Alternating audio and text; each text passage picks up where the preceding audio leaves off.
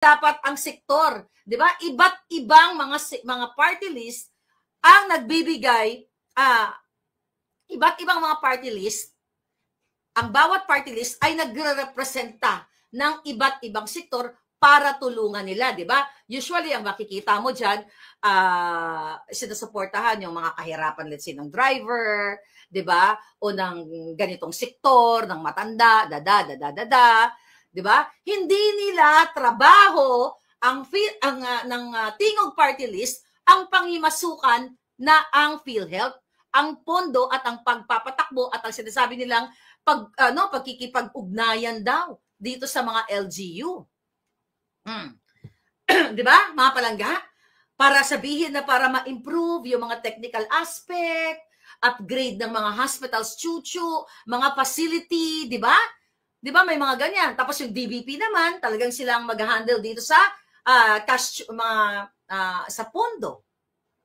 Sila ang magsasabi kung sino ang pauutangin at kanino ipapautang.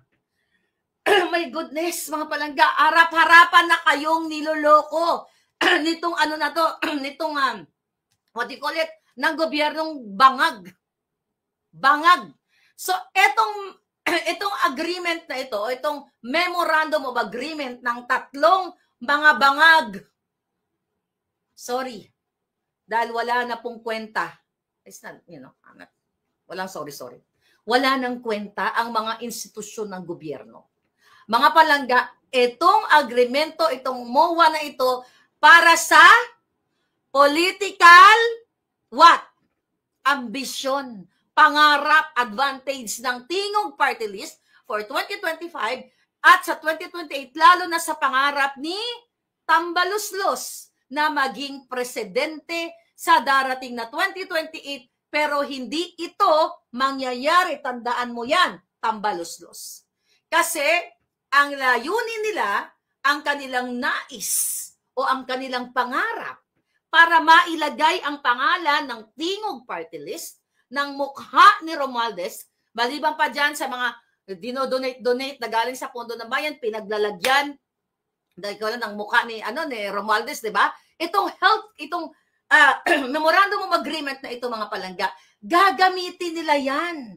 Di ba? Gagamitin nila sa kanilang pangarap sa 2025 at 2028, mga palangga. At ito ay may kaakibat na kaso dapat, kaya sino man ang sumunod na mamumuno, may nakaakibat na mga criminal case dapat yung mga buwaka ng inang ito dahil yung pagkukunibes pa lang, pakikipagsabuatan pa lang sa tingog party list gamit ang PhilHealth, gamit ang DBP, ay kaso na yan. Korupsyon na yan. Hindi ko lang alam kung anong kaso dyan. Dahil di naman nga ako abogado. Pero kung may nakikinig na attorney dito, alam ninyo na may kaakibat na kasong kriminal yung ginagawa ngayon ng tingog party list. Bakit kamo? Diba? Ano ba yung purpose ng mga party list na yan? Para i-represent ang mga marginalized sector, lagi na lang, mga nasa laylayan, mga elderly, mga kabataan, LGBTQ, eklabush, mga tricycle driver, jeepney driver, lahat, mga artistang mga naaap, di ba? Yan ang purpose ng party list na yan. At hindi trabaho ng buwaka ng inang tingog party list ang makialam sa pondo ng PhilHealth. Hindi nila trabaho yan dahil alam niyo naman, nagagamitin talaga nila yan. Yung kaputahan, kasunduan na yan, mga agreemento na yan, mga palangga, para sa eleksyon. At meron yan, we talk about COMELEC, election violation. I don't know, tanong natin kay Attorney Glenn Chong o sa mga magagaling na abogado, anong election violation?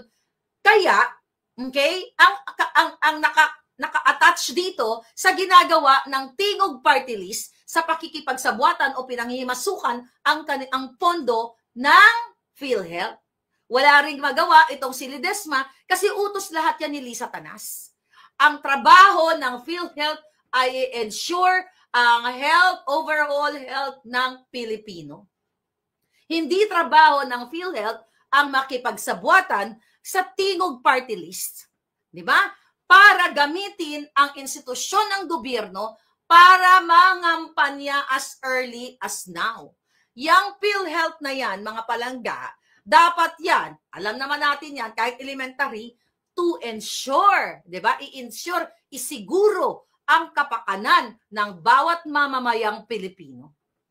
Kaya nakakagalit. Talagang itong Tingog Party List na to at itong DBP na ito ay ginagamit ito ni Lisa Tanas, ni Bangag Jr., ni Tambaloslos, ni Yeda Romualdez, ni Asidre para sa kanilang political ambition, political interest, name it, political what else, ano pa ba? Political advantage, ano pa, name it. Ito ang katotohanan. 'Di ba? Kitang-kita kung paano sila nagkikipag sa buwatan. At sabi ko nga palangga, ito dapat ang pinag-uusapan dyan sa Senado, sa Congress, ito dapat ang iniimbestigahan. Kung you talk about transparency, kaputang, accountability, dahil yan ang binabato nyo kay Sara Duterte sa 125 million chuchu-chuchu, di ba? Na ang nagbigay naman yan at ang Office of the Bangag President. And also, yaan ay walang nilabag sa batas. Sabi ko nga kahapon, kung gusto nyo pag-usapan ang mga pangalan ng mga taong nakasulat doon sa confidential fund na nabigyan ng pondo or whatsoever, bakit si Sara Duterte lang? Bakit ang Office of the Vice President lang ang katangi-tanging tinatarget ng putangin ng bangag na presidente ng mga Huwad Committee ni Lisa Tanas? Alam nyo na. And now, ang Tingog Party List, papasukin ang pondo ng bayan, which is yung PhilHealth, na sana isiguro ang inyong kalusugan. 'Di ba? Katiwasayan ng inyong buhay na hindi na kayo kakaba-kaba dahil automatic na ang bawat Pilipino ay miyembro ng PhilHealth at bibigyan ng kalinga. May mga ano yan may mga bracket, you know, naalala ko yung tama yung pagka basa ko diyan. I think pag cancer patient ka, more or less 500 500,000 ang iyong maximum na benefits. Depende sa sakit. Maliban doon sa dialysis, 'di ba? Automatic 'yan. Pero ngayon pangimasukan ng Tingog Party List. Pangimasukan ni Romualdez, nung Yeda, nung Asidre, ng mga lahat 'yan. Si Lisa Tanas, mga palangga. Itong MOA na ito, itong MOA, Memorandum of Addictus Benedictus, Memorandum of Addicts. Yan pala. Memorandum of Addicts dapat ang pangalan yan. Diba? Memorandum Agreement of Addicts. O, parang maganda. Of Addictus Benedictus. My God, saan pupulutin ang taong bayan? Hindi po trabaho ng Tingog Party List. Yang ganyan.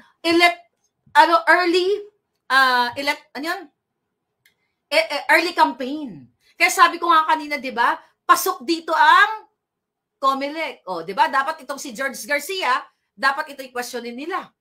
And the Committee on Electoral Reforms, andyan si Amy Marcos na manggagamit, na nambudol sa lahat ng Pilipino. Binudol, si Inday, binudol ang lahat ng Pilipino. Yan dapat ang tinututukan. Yan dapat ang biniimbestigahan nyo in aid of Jutang Ginas legislation. Bakit pinapayagan ang paggamit ng ahensya ng gobyerno, ng PhilHealth, ni Tambaloslos, ni Martin Romualdez, ng asawa niya, ni Asidre, ni Lisa, lahat ito magkakasabwat. Bakit ginagamit yan, ang PhilHealth na yan, department, ang PhilHealth at DBP, para sa personal political agenda ng Tingog Party List? Kasi nga naman, kung yung agreement na yan, kapag naisakatuparan nila, lahat ng LGU sa Pilipinas, nandoon yung Tingog Party List. Isa sa lampak nila, this project is, what do you call it? This project is, ano tawag dyan? Effort of DBP, PhilHealth, and Tingog Party. Isa sa lampak niya yung kanyang pagbumuka. Ito ay sponsor ng mga ganyan. You know that already. Alam niyo yan na ang pondo nila, ang mission nila ay talagang gamitin. Kasi nga walang kaamor-amor ang taong bayan sa isang bulol, sa isang bangag, 'di ba? Na walang sense, walang kwenta na nagsasalita na katulad ni Romualdez. Wala naman silang pagmamahal sa Pilipino, mga palangga. Kaya talagang iaabuso nila. Bibilugin ang utak nyo, bubudulin kayo. Dito sa MOA na yan. Again, ito ay Memorandum Agreement of Addicts. Hindi na siya MOA. Diba? Memorandum of, hindi, MOAA na yan. Memorandum of Agreement, daming Agreement of Addicts na lang. Maiksi na lang. Diba? Imagine mo, yung pondo ng PhilHealth, pangimasukan ng Tingog Party List. At mayroon pa yung sinasabi na, may sinasabi pa doon actually, ano sabi dito? Ang Tingog Party List, tingnan natin. Shall provide complementary programs and trainings to ensure the fiscal viability of the operations of the hospitals. Kasama pa yon. Programs and trainings.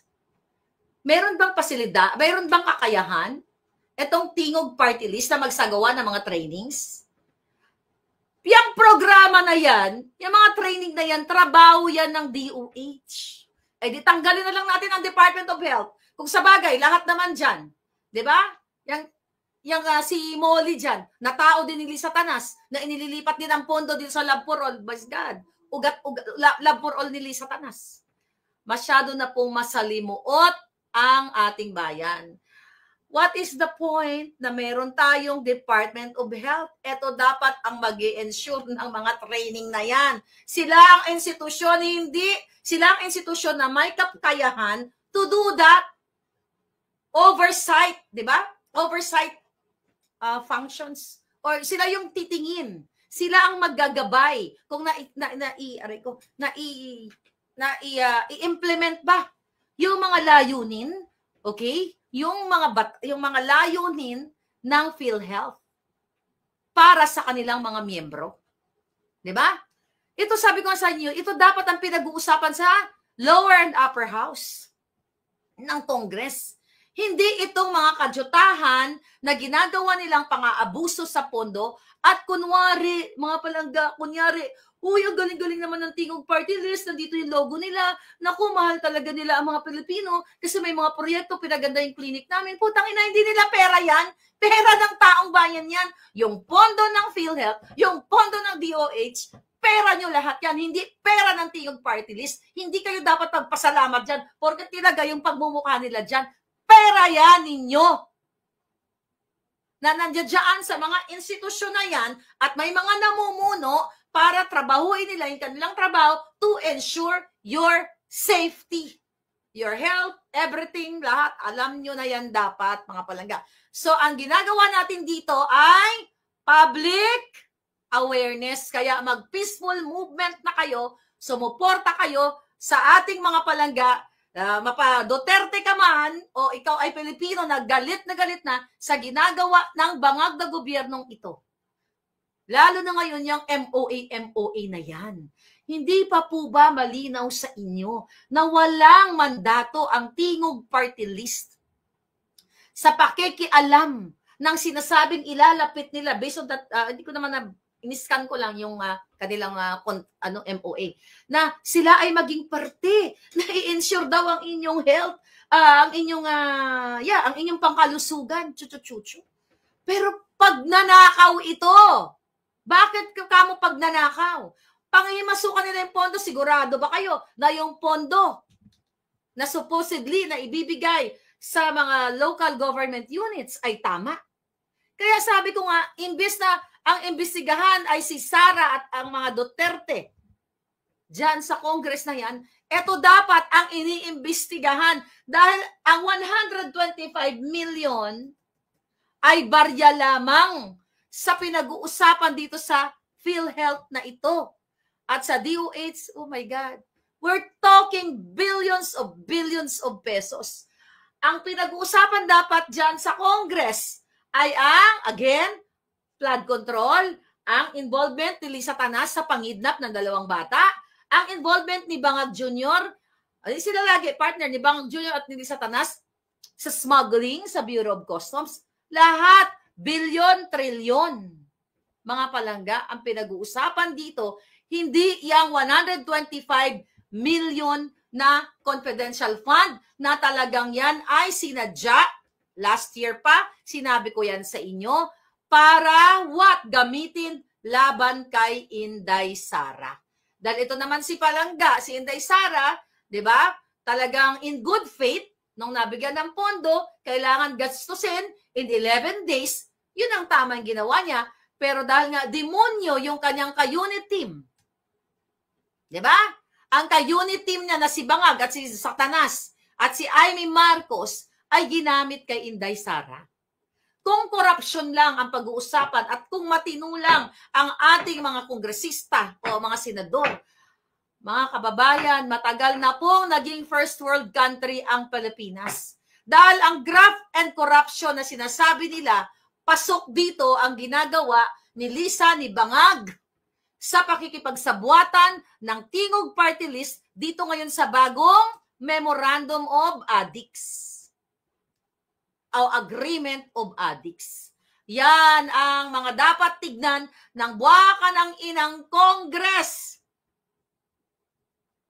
Kung saan, papaano lustayin ng DBP and PhilHealth at ng Tingog Party List. Dahil ito yung tatlong yan, connivance yan. Hindi naman magdedesisyon yung PhilHealth, who's that? Manager ba tawag sa kanya? O director? Diba? Yung Lidesma na yan, kung hindi inutusan ni Satanas. Kaya kayong mga lawyers, magagaling naman kayo, alam nyo kung anong ibig kong sabihin. Tignan nyo kung ano yung mga aspeto, like administrative chuchu, negligence, diba? Sa both sides ng DBP at saka ng PhilHealth.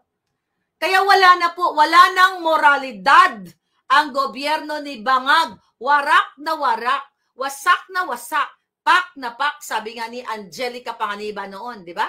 Nasaan na kaya yun, no? Galit na galit kay Marcos yun. Pinarodi ko pa yun. Nasaan na yun? Pak na pak, wasak na wasak. Dahil siya nga nagsabi na, wag kayo sa mambubudol. Remember that? Nag-millions and millions of views yan. Yung sa kanya at yung sa akin na nang pinarodi natin yan.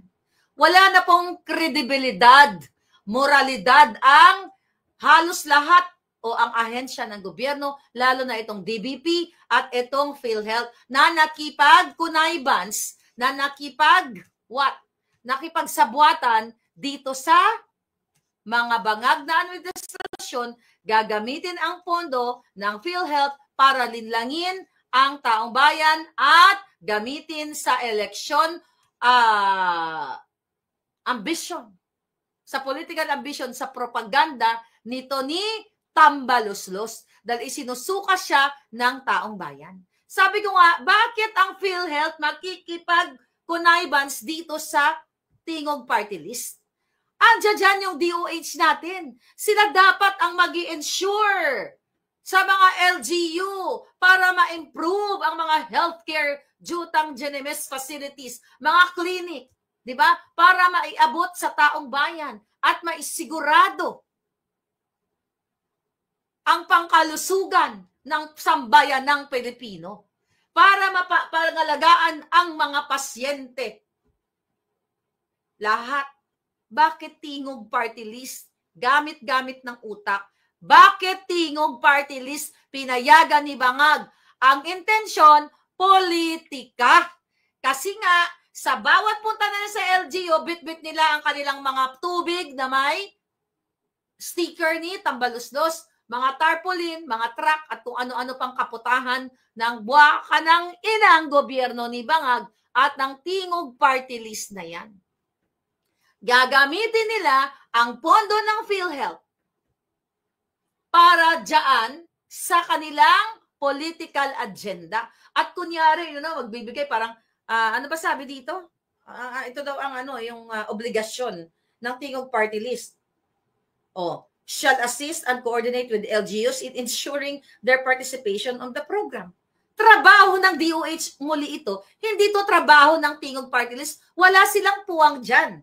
Ano pa? Shall provide complementary programs and trainings to ensure the fiscal viability. Binasa ko na to kanina. Okay? Again, trabaho yan ng DOH. DOH ang institusyon na dapat mag-ensure dito. Ano pa sabi? Shall provide the necessary support in financing health expenses of the patients through medical assistance program. Basahin natin. Ano natin to? Namnamin natin.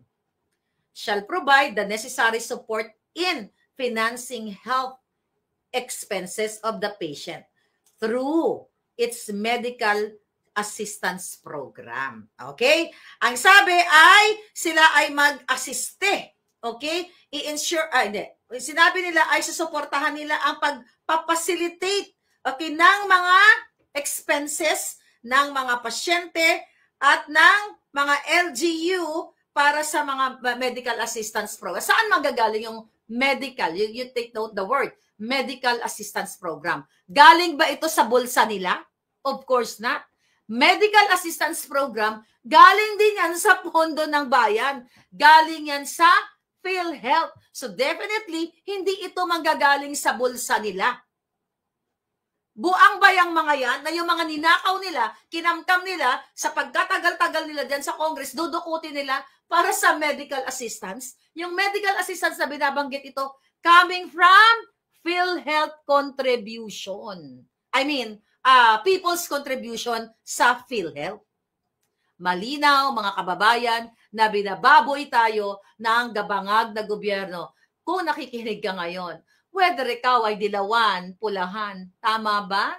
Na ang iyong PhilHealth contribution, ikaw na nasa middle class na nagtatrabaho, dahil nag-aalala ka, na one day magkasakit ka, madialysis ka, hahawakan ang ang hawak ng part, ang kukontrol ng pag-release ng mga pondo ay Tingog Party List.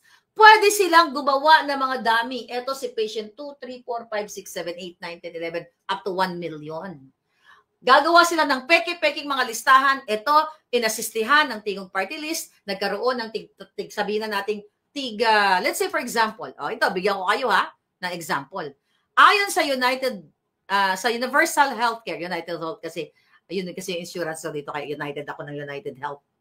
Okay, ayon dyan sa Universal Health Insurance na yan, pwede kang makakuha ng maximum benefit pag cancer patient ka, or kung ano pa, pero ang cancer patient nalala ko, 500,000 pesos.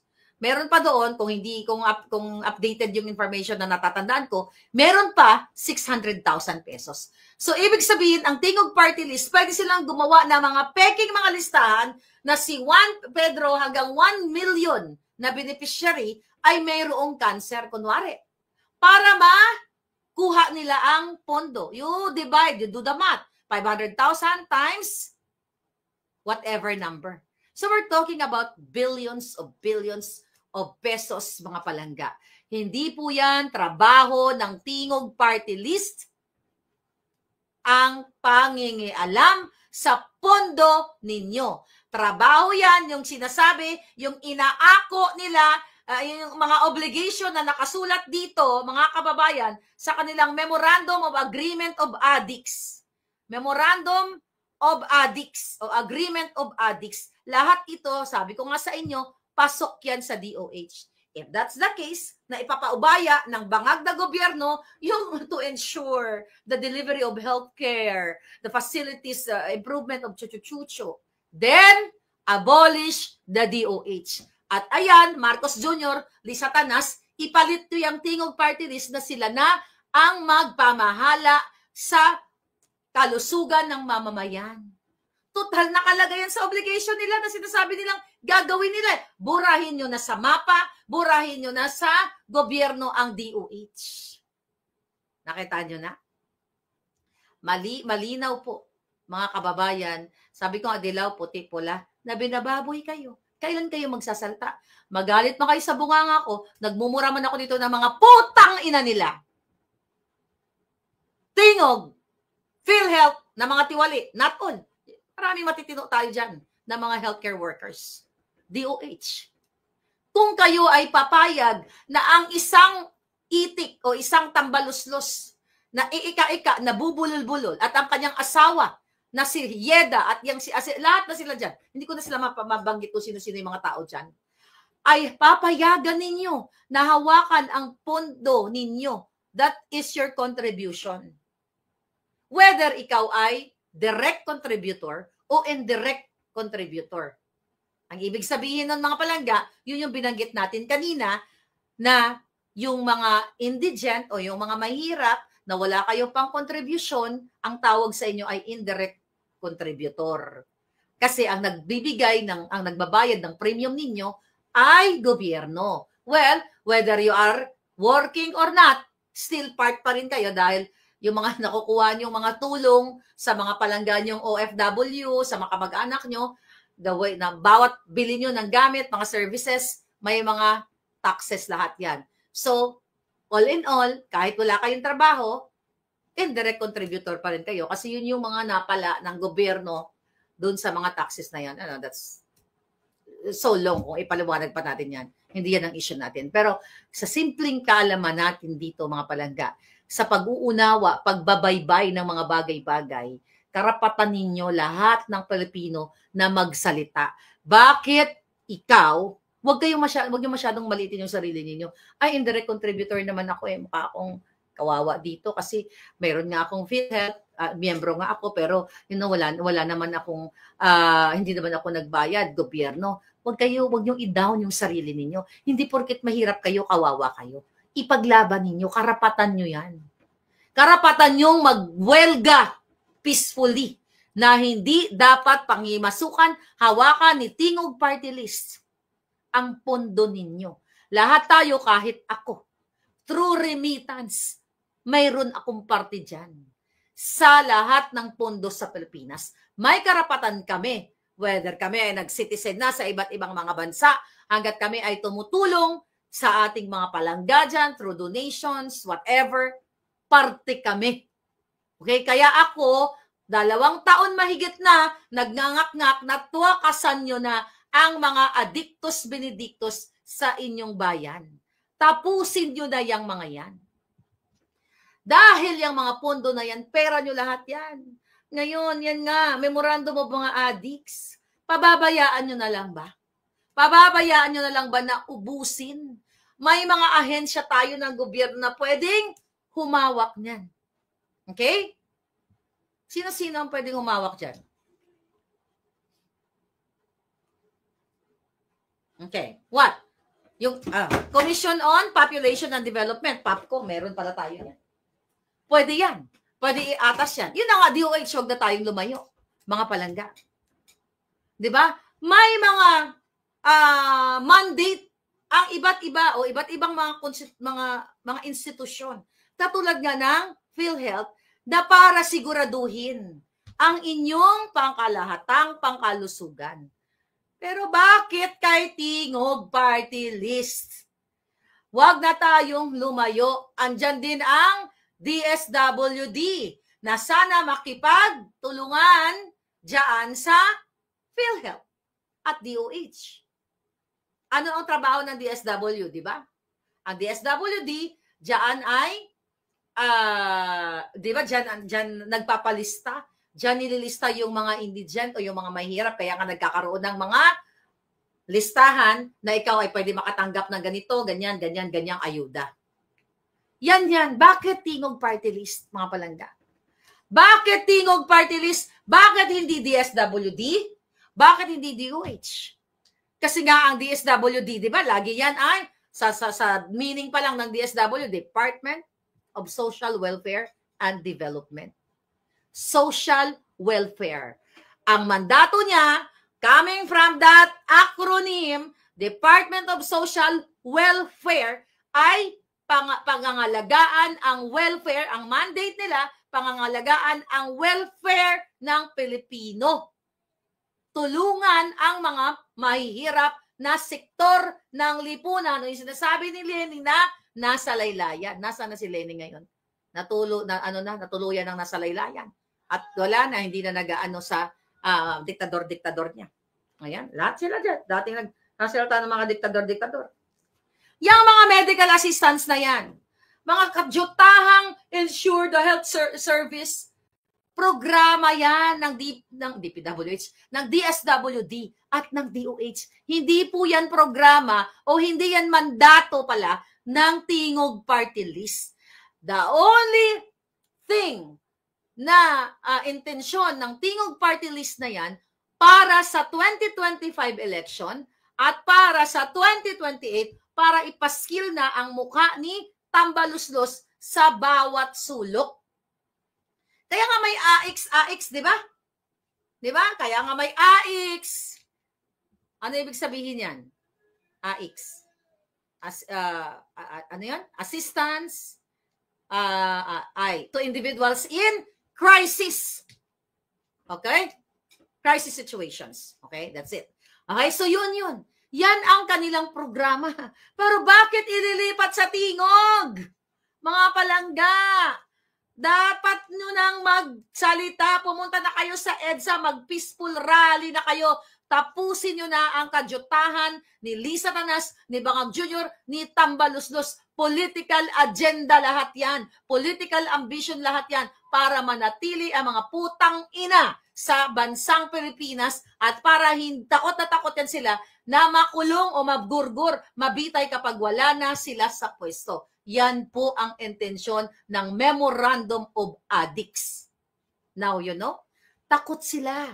Kaya pumunta kayo sa EDSA. Pag tayo nag-announce dito na malawakang peaceful rally, kayong mga polis, kayong mga military, na sukang-suka na, maging part sana kayo ng peaceful not rally, prayer. Of course, hindi tayo mananawagan ng paggugurgur dahil ang mayroong kakayahan manggurgur ng buhay ay ang gobyerno ni Bangag, ni Lisa Tanas. Tignan nyo, ilang PSG na ang nagurgur, walang investigation. Ako gustong ipagurgur, 10 million ang bounty sa ulo ko, may assassins pa. Bakit ako gusto ipagurgur? Para tumigil na si Maharlika sa kadadakdak dito na para mailiwanagan ang kaisipan ng bayan na ang bangag na gobyernong ito at itong Tingog Party List, ito kasi ang current na pinag-uusapan ng na Memorandum of Addicts para ipaskil ang mga pangalan ng mga buwaka ng ina sa susunod na eleksyon. Ulit-ulitin ko, mga pare, mga madre, lahat ng mga religious sectors, pulis ka man, anuman ikaw bilang isang Pilipino, tanga ka ba?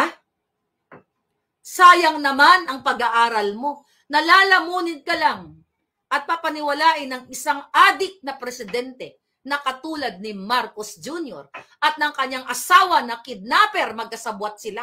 Nagidnap, ulit-ulitin ko yan, ng 2 bata sa Turkey gamit ang pag-fabricate ng crime sa nanay o sa distressed mother. Kinasangkapan ang DOJ, kinasangkapan ang DOJ, ang DFA, lahat. Papayag ka ba na isang putang inang jutang ginenang Lisa Marcos na kordoroy ang pagmumukha, kailangan pang apakan ng pison ang mukha niya para pumantay, pumatag bago i-post sa kanyang social media account?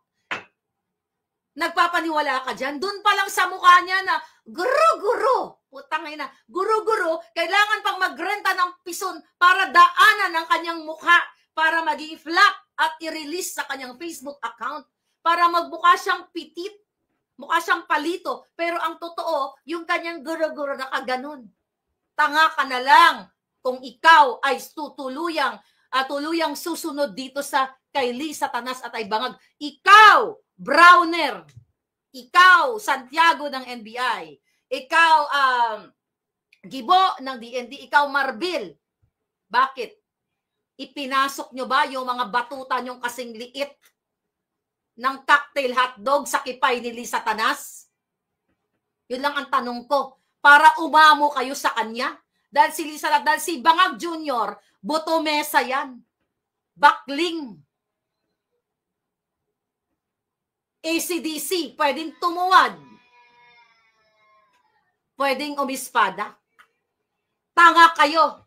Mga buisit kayo. Susunod pa rin ba kayo sa isang presidente nyo na araw-araw gumaganito? Ha? Susunod kayo? Mga buwaka ng genimis nyo? Yan ang presidente nyo. Adik. Bakit? Authenticated bangag dito sa California. Ulit-ulitin ko. Tinakot-takot ako ng mga buwaka ng genimis niyan. Nakasuhan ako nung inilabas ko ang video niya na siya ay sumisingot ng pulburon. Dako, makikipag-ugnayan, NBI, DND, PNP, lahat ng mga buwaka ng inames, DILG, kasuhan ang nag-release ng video ng pulburon. May kaso ba? August, September, October, November, December. Wala. Bakit? Takot sila makaray-karay sa korte ng Amerika kasi the only person can file a case against me na hindi niya kailangan ng proxy ay si Marcos Jr. At si Lisa Marcos lang ang pwedeng mag-file ng case sa akin na sinasabi ko siya ay nangidnap ng 2 bata sa Turkey. Putang ina, hindi pa kayo gising? Kidnapper, snatcher, lahat na lang. Adik, hindi pa rin kayo gising? Bada mo, walang kaso yung 2 sa akin. Takot sila na karay dito sa korte ng Amerika. I challenge them. Tagal ko na sina-challenge. Kung sinungaling si Maharlika, dahil ang hilig nila manakot, may 4 na proxy cases dito. Ang isa, dismiss na. May 3 pa ako nilalaban sa kanilang mga pananakot sa akin. Nag-hire ng assassins. Bakit walang kaso? Kasi patutunayan ko sa korte na kidnapper si Lisa Marcos, si Marcos Jr., si Teddy Boy Locsin Jr., yung kanyang asawa nung pinacilitate nila ang isa, ang DOJ, nung pinacilitate nila ang pagdukot sa 2 batang minor de edad sa Turkey. Bakit ayaw magkaso ni Marcos Jr. na sinasabi ko na authenticated ang video na sumisinghot siya ng pulburon? Bakit? Kasi pagdating sa korte, magpapa-authenticate din sila ng kanilang video on their own, yung kanilang abogado. Then we have third party. Ang sabi ng forensic expert na nag-authenticate ng papel na si Marcos, na yung video na yon ay addictus benedictus, ay willing to testify sa korte. Bakit ayaw? Kaya gusto nila akong gurgurin. Kaya kung gugurgurin man ako at bibigyan nila, hindi ko sila bibigyan ng chance, wala pong ibang paulit-ulit ko in-announce sa buong mundo. Diba? Naka-report na yan sila. I reported them sa FBI. Kung ako'y mamatay dito, mga palangga, na bigla akong nabangga kunwari, hindi naman sila makakalusot dito. Mananagot yung mga hayop na yan. Wala pong ibang gugurgur sa akin, si Lisa Marcos, si Bangag Jr., at ang mga kasabot niya, si Mel Robles, yung tatlong itlog na yan. At si Babes Romualdez, na ambassador dito, dahil siya ang nag-facilitate ng visa ng 3 assassins, according to my source. At meron akong affidavit niyan. I have an affidavit niyan. Do you think takot ako mamatay? Ngayon pa? Ngayon pa ba? Hindi nga ako takot mamatay ng bata ako. Pinakikialaman ko yung away ng may away. Ngayon pa ba ako takot mamatay? Kailangan yung kumilos. Doon na lang sa rally sa EDSA, yung mga Duterte at yung iba pang mga supporter, pinaligiran ng pulis. Ang rally ng mga bangag at mga dugyot, walang pulis, hinayaan sila sa kalsada. Mahirap bang intindihin yon? Do you think takot ako matgurgur? Kung lalaban lang yung mga yan, mano-mano, yung itlog ni Kuting, kaya kong diyosagin yan. Pero hindi nga lalaban yung mga yan. Imagine mo, kababae kong tao, 10 million bounty, may assassins pa sila, proxy cases, kaya nyo yun? The purpose of those cases, sinimulan niya ni Taberna, ayan, kaya sabi ko, Iglesia ni Cristo, i-expel nyo na yan. Si Taberna. Kakunibes ni Lisa yan sa lahat ng mga kaletsyahan nila. Nag-fabricate ng address sa number 19, Sixto Drive. Alam na mga buwaka ng inang to, ako'y nasa Amerika, walang address, wala akong bahay sa Pilipinas. Akala nyo may habulin kayo sa akin? Wala akong ninakaw na pera para ipatayo ng bahay sa Pilipinas. Yun ang pagkakamali ninyo, mga ulul kayo. And now, again, proxy cases. I have to be very proud. You know why? Kasi yung unang kaso, sinasabi nila magbabayad na si Marlica, $2 milyon ang makukuha namin. 99.9% panalo na raw sila sa case. Eh, bakit? Dismiss. Bakit di nyo itinuloy? O, bakit umurong kayo? Akala ko ba kukuha kayo $2 million sa akin? Yan po ay pagpapatunay na alam nila na wala silang patutunguhan during the first case. Kasi I was really willing to fight hanggang sa trial. O, bakit kayo umatras? Yun lang naman yung tanong ko. I cannot discuss the whole thing. Kaya mo ng lawyer ko one day mag-discuss nun. I talked about it, but not me. I'm not a lawyer. Bakit kayo umatras? Kung meron kayong grounds to get $2 million from me, I wish meron ako $2 million. Ano? Bakit kayo umatras? Bakit dismiss ang unang kaso? Meron pa kayong chance 3. Yun naman ang gusto nyong gawin, di ba? Huwag ako tigilan. Yun mga kababayan. And millions of people's money, taxpayers' money, yan po ang ginagastos ni Lisa Tanas sa mga proxy cases niya, sa bounty ko, sa lahat na. Anyway, huwag kayong sumuko, huwag kayong magpakaduwag. Kung ako'y isang babae na hinaharap ang mga kademonyohan, how much more ikaw, general ka man, junior officers ka man, lieutenant ka man, kapitan ka man ng Army, Navy o kung ano ka man. Putang ina, wala kang bayag. Ayaw mo manindigan sa adik mong presidente at kidnapper mong first lady. Dalawa magkasabot sila, smuggler, name it. It's your choice. Ako, hindi pa ako titigil dito sa sabi sa inyo na mga impormasyon galing sa ating mga puting ahas. Pero kung gusto nyo talaga na malugbok ang Pilipinas at danasin ng inyong mga anak, kaapu-apuhan, again, it's your choice, okay? Nakakapagod, pero hindi ako mapapagod kasi marami akong energy. Di ba? Ang dami kong backlogs regarding sa small business ko dito. Minsan nadidelay ako sa pag-forward ng mga statements. Ako lang kasi gumagawa nun eh. Di ba? Ano ang sabi ko? Putangina, may rally sa EDSA, kailangan hindi ako matulog. 8 hours, di ba? Meron ako dapat mga tatawagan. Hindi na, bukas na lang. Ganyan, kasi kailangan nakatutok ako sa EDSA. Ano ibig ko sabihin? Kung kaya kong isakripisyo ang buhay ko, di ba? Do you think natutuwa sa akin yung mga close relatives ko sa ginagawa ko? Na sila yung nag-aalala na baka mapatay ako? 2002 pa lang nag-aalala na sila. Sabi ko, back off. Sabi ko back off! Ako bahala dito. Lalabanan ko itong mga buwakan ng inang to. One day, people will speak up. And now, I am the happiest person.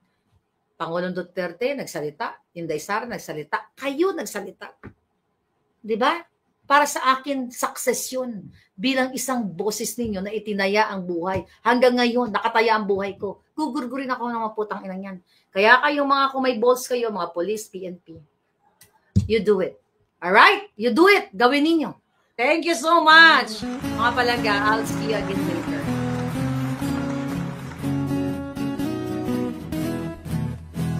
Nabudol